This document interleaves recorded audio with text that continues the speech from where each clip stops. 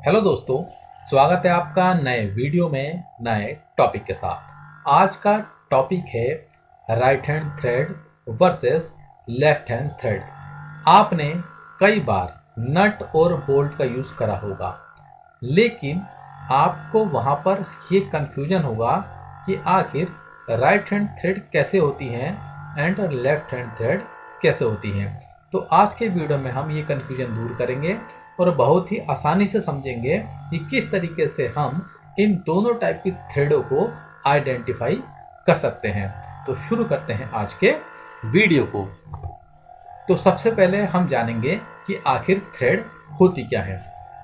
Thread एक helical shape है जो किसी सिलेंडर या कोन के इनर या आउटर सरफेस पे चारों ओर लिपटी होती है।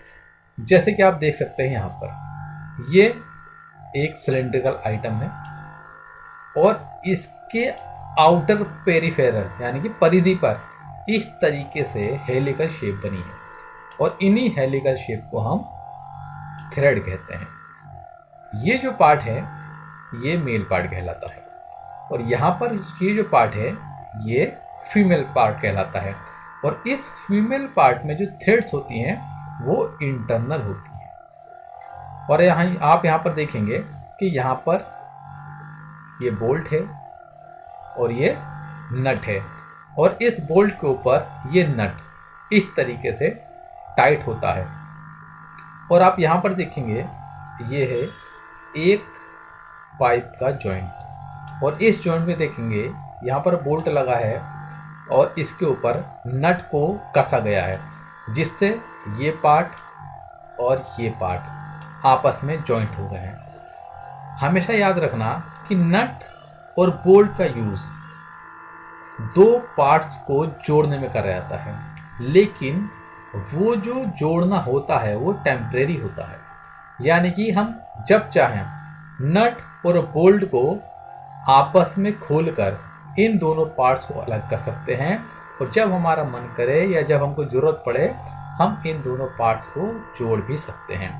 तो इस तरीके से हम कह सकते हैं कि किसी भी पार्ट्स को जोड़ने के दो मेथड होते हैं, टेम्परेरी और परमानेंट। लेकिन नट बोल्ट वाला जो मेथड है वो टेम्परेरी में आएगा और जो परमानेंट वाला मेथड होता है वो होता है हमारा वेल्डिंग मेथड। तो अब हम जानेंगे आगे कि आखिर राइट हैंड थ्रेड को हम कैसे पहचानें। तो यहाँ पर आप देखेंगे ये एक बोल्ट है, यहाँ भी एक बोल्ट है और ये भी एक बोल्ट है। तो सबसे आसान तरीका है इसको देखकर पहचानना। आप देखेंगे कि अगर जो थ्रेड ऊपर की ओर जा रही है, आप यहाँ देखेंगे ये जो थ्रेड है इस तरीके से ऊपर जा रही है, यहाँ पर ऊपर की ओर जा रही है, यानी कि इसका जो चढ़ाव है ऊपर का वो राइट की ओर है, राइट हैंड की ओर है। तो इसी कारण से ये राइट हैंड थ्रेड कहलाती है। और दूसरा तरीका क्या है, आप एक बोल्ट लीजिए, एक नट लीजिए और इस नट को आप क्लॉकवाइज घुमाइए। तो जब आप नट को क्लॉकवाइज घुमाएंगे तब ये जो नट है ऊपर की ओर चढ़ेगा, यानी कि इस ओर मूवमेंट करेगा। या दूसरी लैंग्वेज में हम ये कह सकते हैं कि अगर हमारा नट क्लॉकवाइज डायरेक्शन में घूमने पर टाइट होता है तब उसके ऊपर राइट हैंड थ्रेड होती है।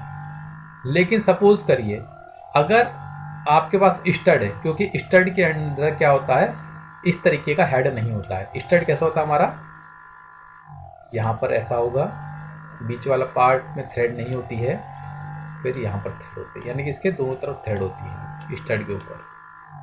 अब स्टड में हमको दो तरीकों से पहचान कर सकते हैं थ्रेड की, या तो इस नट को चढ़ाकर या फिर इस तरीके से थ्रेड का एंगल देखकर। अब हम देखेंगे कि लेफ्ट हैंड थ्रेड को हम कैसे पहचानें। तो यह है हमारे लेफ्ट हैंड थ्रेड का। इसमें आप देखेंगे जो थ्रेड है वो इस तरीके से लेफ्ट की ओर जाने पर ऊपर की ओर चढ़ती है। इस तरीके से देखें, इसका जो एंगल है वो ऊपर की ओर है, तो ये लेफ्ट हैंड थ्रेड होती है। और दूसरा तरीका क्या है इसका, दूसरा तरीका यह है कि हमने एक इस तरीके का बोल्ट लिया, इसके ऊपर हमने एक नट को टाइट करा, लेकिन हमारी जो अब डायरेक्शन है वो क्या हो जाएगी, एंटी क्लॉकवाइज। अगर हम नट को एंटी क्लॉकवाइज घुमाएं इस तरीके से, तब वो नट जो है ऊपर की ओर बढ़ना चाहिए, यानी कि टाइट होना चाहिए। तब उस बोल्ट के ऊपर हमारी होगी लेफ्ट हैंड थ्रेड। तो हम सिंपल शब्दों में क्या कहें, राइट हैंड थ्रेड वो थ्रेड होती है जब हम किसी नट को क्लॉकवाइज घुमाएं और वो टाइट हो। लेफ्ट हैंड थ्रेड क्या होती है, अगर हम किसी नट को एंटी क्लॉकवाइज घुमाएं और वो टाइट हो। तो इस तरीके से हम लेफ्ट हैंड थ्रेड और राइट हैंड थ्रेड के बारे में आसानी से पता कर सकते हैं। आई होप आपको ये वीडियो अच्छा लगा होगा और आपको दी गई नॉलेज आसानी से समझ में आई होगी। तो मिलते हैं नए वीडियो में नए टॉपिक के साथ।